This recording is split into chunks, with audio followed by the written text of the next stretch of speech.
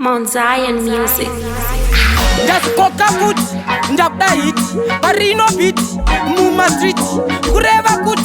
inini hati safela kuti handichaimbe makuti so ndakuda kubva paritait ndombomira pachena pari bright plastic kunyanyotyirwa kahait nematsagari paswoti like bad edimita ndazikoka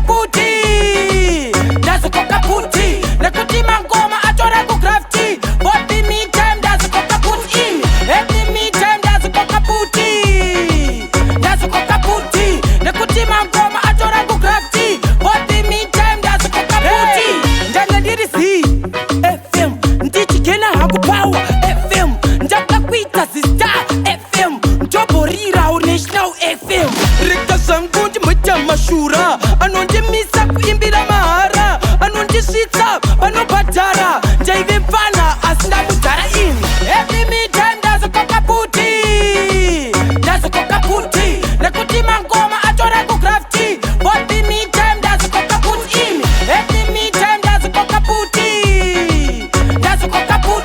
nekuti mangoma atora kugrafti bodimita ndazikoka puti zvichauya ndichavhura nekuvhara ndani futi yakanota mabara kudhara kwesiya ndakarara zvamanje zvaiko zvino ndangwara anondidena imi anopa kuwaramu ngasazostemba kutya